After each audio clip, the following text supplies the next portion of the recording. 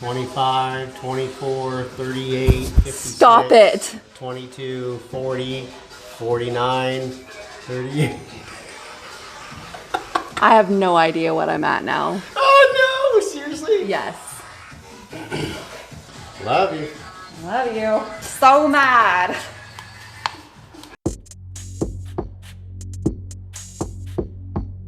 So today we're going to be doing a little bit of extra fiberglass work reinforcement on the McNeil Racing front fenders and rear bedsides. So we got some things that we want to reinforce because we're building a roof rack, and so with a 4-inch, we'll be showing you in a second, with a 4-inch hangover, we're going to have the roof rack on top and also a place to stick your cold coffee. Thanks Black Rifle Coffee.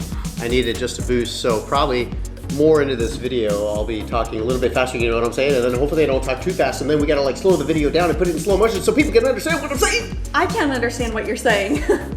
It's working already. Thanks Black Rifle Coffee. We're gonna be doing some fiberglass work, like I said. Unfortunately we have a couple repairs due to shipping, and so we're gonna reinforce that and make that one better, and then reinforce the other spots that we're gonna be bolting to and adding things to.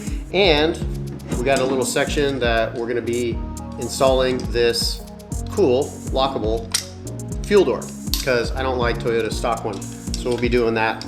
And, so picky. And you'll see I am picky, but it's a safety feature too, you know? I don't want anybody sucking my gas out, even though Toyota does offer a safety feature that you can't siphon and stuff like that within the fill tube, which is actually really cool. Yeah, that's so cool. That's what we'll be doing. Stay tuned. Welcome back to the channel. Today we got we're gonna be doing some reinforcement fiberglass work on the McNeil Racing. So we're all set to go here. Hopefully, we're gonna be doing a lot of work on the fiberglass. Yeah, we've decided to get, so we have the fiberglass cloth instead of your standard automotive kitty fur. I have used this previously. I have just a little bit of fiberglass knowledge. So, but what I've used to great acclaim has been the fiberglass cloth. And I found that it's much more malleable if you want to mold to like certain contours. Without further ado, let's check out the fiberglass. So yeah, we're gonna stick this fuel door here. So we're gonna have to reinforce this. So we're gonna tape all this off and make a contoured surface the exact same as this, or pretty dang close. And then we're gonna bring in fiberglass through the backside. So we're gonna flip this over and start laying the fiberglass. Now we don't know exactly what we want to do, meaning as far as keeping this back surface, because I can still use the stock boot, the waterproof boot, and then just add this to it. Or we cut this all the way out, and then now we're dealing with a flat inside surface, which actually makes it so much easier for us on the backside, because you got to imagine reaching up in here and getting the fiberglass in between these parts. So I don't know how we're going to approach that, but we will figure it out, and it'll be a fun learning process. And I think that this will look pretty rad. What do you guys think? I don't know. It's just gonna sit, you know, I mean, slightly on the outside.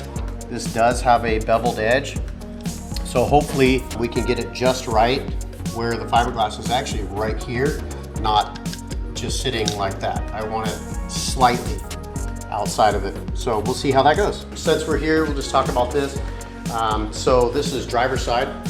So if you can imagine, here's the tailgate this way. I'm gonna wrap the bumper around this way. So this is my penciled in tape line for where I'm gonna cut this piece of fiberglass off, and the bumper tailgate flaps here, and then the bumper will wrap around here and kind of cut up this way. This spot, I doubt we'll be crawling at all, but for anything hitting the back or the back bouncing, this is even though these are bigger and wider, this is a high prone spot for rock damage and all that kind of stuff. So I don't want to hit the fiberglass on there. I'd rather hit my bumper. Plus it'd be nice to have a little step out, so if we need to, we can step up on top of the bumper and get to the roof rack. This happened during shipping, which is a bummer.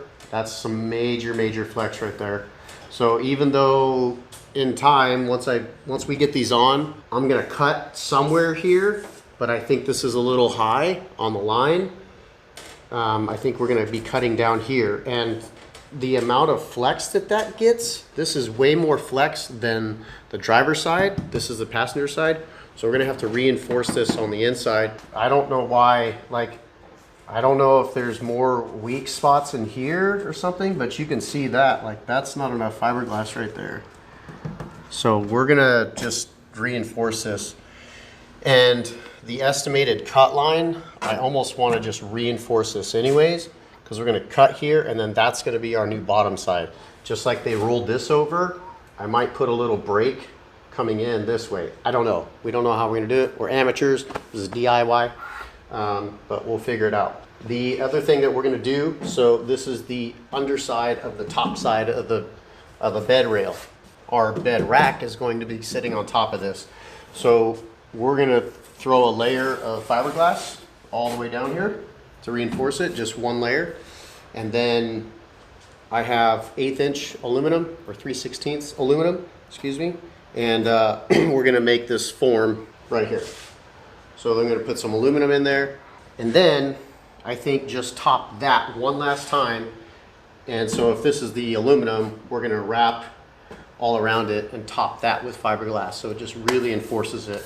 And I want to try to plan ahead because if we ever screw anything into it, it's not just screwing into the fiberglass, it's going through the aluminum, which would be great. And if you can see right here, this is already flexing. You're already getting spider cracks in there. So that's just something that we definitely want to reinforce, especially if we're going to be throwing stuff on top of it. So to give you an idea of what I'm talking about, so if you will, on that fiberglass, our bed rack is going to be braced right here. It's going to be sitting on top of this. So just like this plastic piece is here, that's pretty robust. This is going to go away, thank God. And yesterday it already removed this side. That's why this is all ripped off and it's all taken apart, because I had to make sure that the whole fuel door idea was going to work, and extending it and make sure that there's nothing underneath this that I didn't know about before we start adding layers to the bottom. Because if that sat, say if there's something already underneath this, once I remove this, that sat on, I need to make sure that that aluminum 3/16 plus whatever another 1/16 of fiberglass is actually going to fit, so that doesn't technically raise that up. If that makes sense? Does that make sense? So in the fuel door, this is what I was talking about. So this plastic panel right here, this creates you know, anti-spill, and then so nothing from underneath comes up through here. This piece also holds this tube on, actually. So I don't know, might need it. So that's kind of why I don't want to cut out the fiberglass that's over there, because I may want to reuse this. I don't know. We'll get to that, because if I cut this, then we're up a creek without a paddle, and that's not good.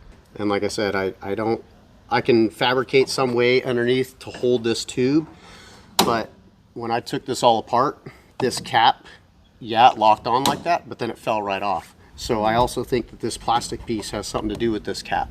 So it holds the cap on. I think that's it. Let's get to fiberglassing. So we're gonna start with the sanding first. This is 80. I think I got some other sandpaper. Hopefully I forgot to check.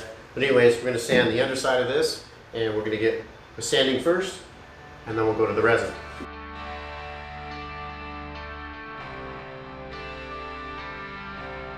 All right, so sanding's complete.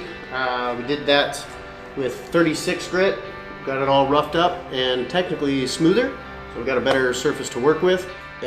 We also, you know, since the resin and the fiberglass is a little bumpy on the bottom side, and we're gonna stick aluminum down on there, metal, we don't want any gaps, if you will, on the metal. So sanding that down actually helps, so we have a flatter surface on the inside to work with, because we don't want any, we want minimal gaps as possible with the aluminum when we go to lay that down. Cloth, fiberglass cloth, we're gonna lay it down.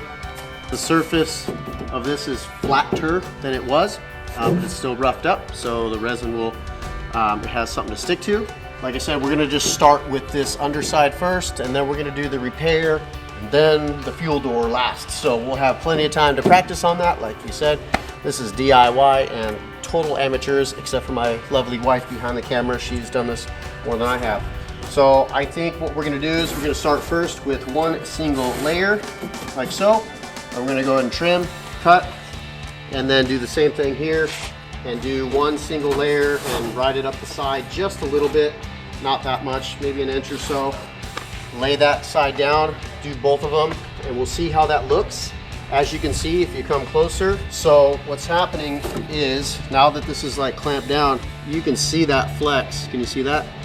So if you can imagine, when this is flipped right side up, that foot that our tent and everything, or the whole rack is gonna be on, is technically gonna be pushing on that.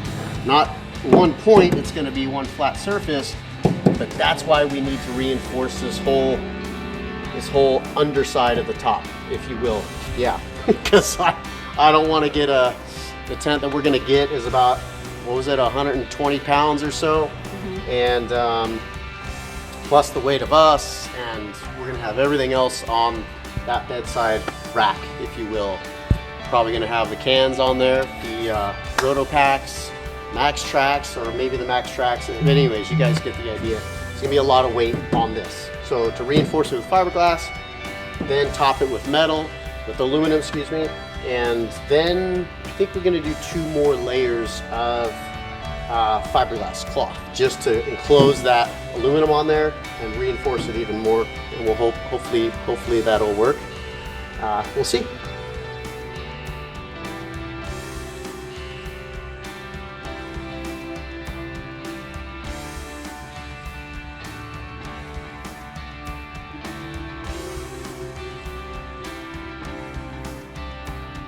So here's the excess cloth. Obviously this is still floppy because there's no reason to waste the resin. So we're gonna trim all this down, you know, cut off some of this. Yeah, all this good stuff. And then I'm gonna cut the aluminum and go ahead and stick that there.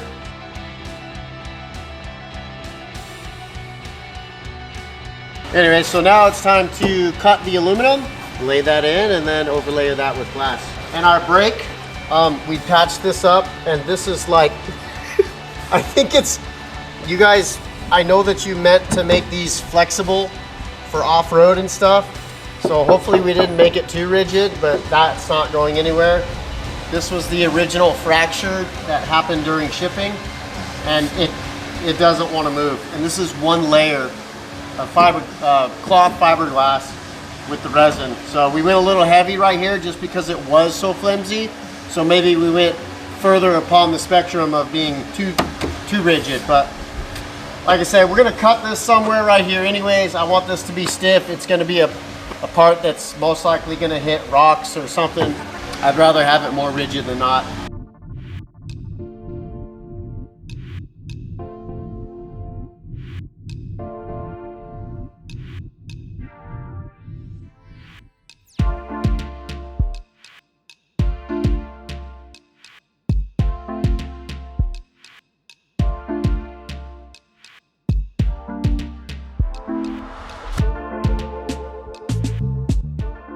Passenger side is good. So now that this side, or template if you will, is pretty close, I'm going to hope and cross my fingers and pray that the driver's side inside is pretty much the same contour. Like I said, it doesn't have to be that perfect, but I need an 1.25 inch gap here because there's an 1.25 inch overhang of the plastic that's already there. And so if you already have material, I want my aluminum to be on this side, not sitting on top of the bed that's already on there, because then it's, you know, I want it to sit right next to it or have a little gap, because we're also going to run the fiberglass there. So this needs to be this way, pushed to the outside as much as possible, so that plastic from the bed will actually sit in this void right here. So now that I have my passenger side, I'm going to use it as a template for the driver's side, mirror it, copy it, cut it.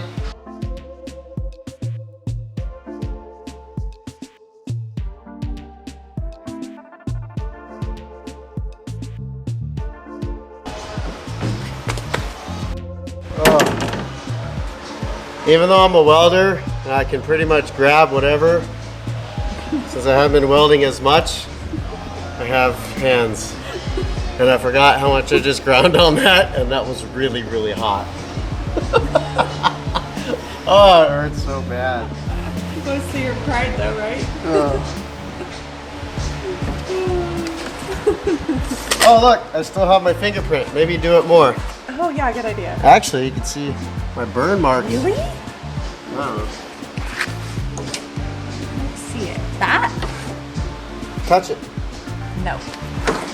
So we did all this, showed you guys the cleanup, all the cleanup around the edges, we cleaned up the inside, and now this piece of aluminum, and then we reinforced the bottom of the top, and then then I laid this piece of aluminum in here. So yeah, this is all glued down, it's solid. We ended up using just 2-part epoxy, so this is definitely solid in here. I knew that it was going to be heavier, and even though we're going to cut this will reduce some weight, but with the resin on both sides, the fiberglass and the aluminum, I think I'm heavier than stock side beds. Side beds now, which I don't really care. I need to worry about a little bit of weight, but we're going to add tons of weight. What I'm really concerned about is the rigidity of this piece, because the whole bed rack and everything that's on the bed rack is going to be sitting on top of this, and I don't want it to crack, fracture, or break. So we're here.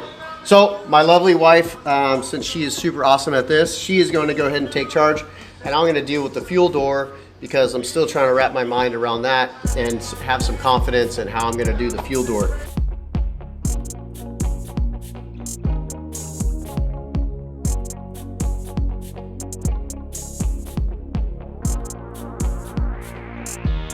The master of fiberglass. It doesn't take a lot of hard work to be a master.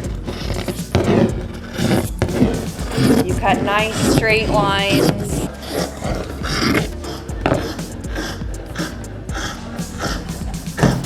Okay, that's enough.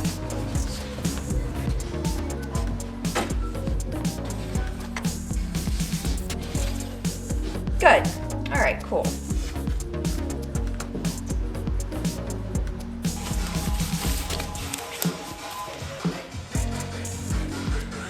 So we've made a pre-measured line on there. You want to be sure that you are mixing very accurately when you do resin, because if you do it just slightly off, then it's either going to take way too long to harden up and be gummy in places, or it will like congeal in the cup. And like for this, it is 4 ounces of the resin mixture to 40 drops of the hardener. And just in case you don't have like an ounce, something to measure with, 4 shots is 4 ounces. So we just poured 4 shots of water into the cup, drew a little line, and I mean, who doesn't have one of these?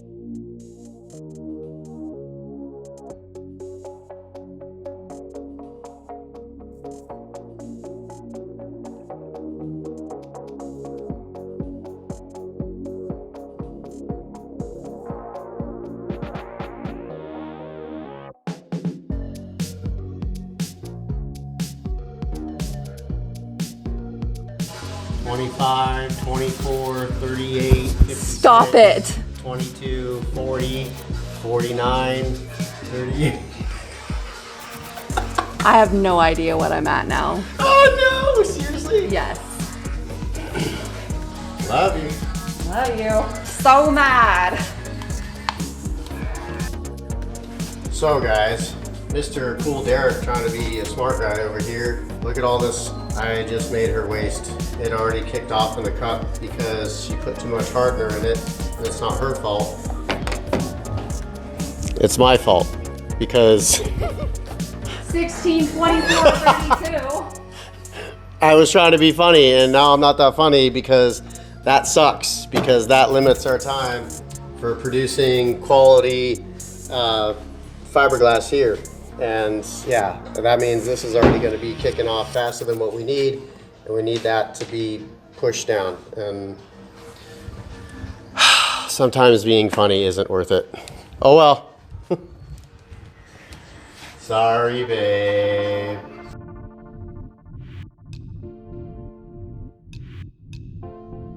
All right, you guys, here it is.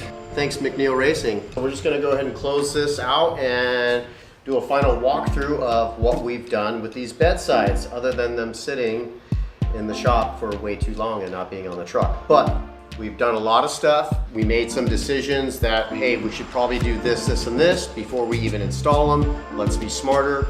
Let's work smarter, not harder. So first and foremost this is one of the biggest things, alterations that I've done. It was a mistake on my, not really a mistake, just a decision that I remade. We were gonna order the fiberglass without the fuel door because I'd already thought about moving the fuel door over here, more on a flat surface, because I do not like Tacoma's fuel door, how it molds into the fender. And I knew that this would have more contour to it. Obviously they have to make the contour the same for the fuel door, but it'd be out more and I'd have to alter it anyways. But I said, to be safe, let's spend the extra 50 bucks and get the added fuel door. Then, all me and my glory, a week later, I decided I wanted the aluminum billet door. I also wanted a lockable door, even though Toyota, they do have hard lines for the fuel, and there is some safety so nobody can siphon the fuel out of it anyways. But overlanding, and I wanted a specific look, hashtag PRELANDER. So that's what we did. That took a fair amount of time for me, but like I said, it was a learning curve, and I wanted to spend a little extra time on it because I wanted to look good in the end. So other than that, as you guys have seen throughout the process, underneath here, we did all the reinforcement because when you're going bigger, this is a way bigger surface than the stock. This is coming out a total of 6 inches. So a +4 of already 2.5. Anyways, I'm not doing my math. Anyways, we wanted to reinforce the underside of this.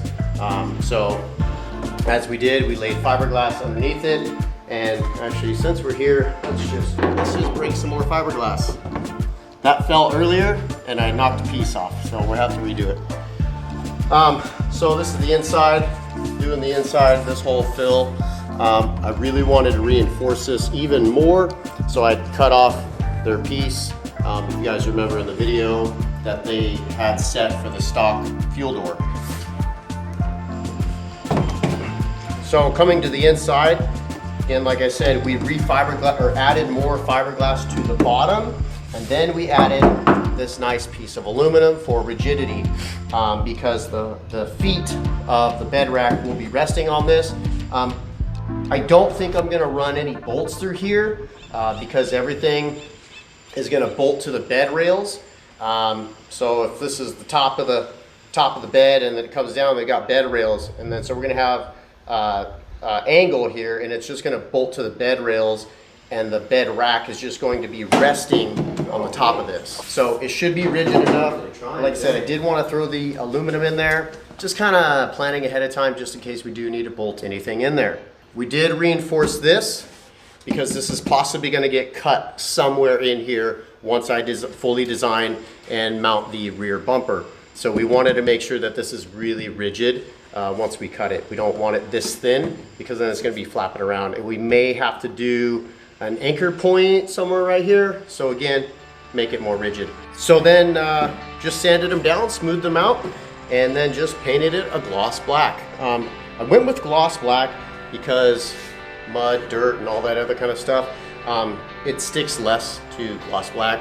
If you have the flat black or even semi, you know, it's a little more porous, a little more grainy, so more things stick to it. I just wanted it to be easier to clean.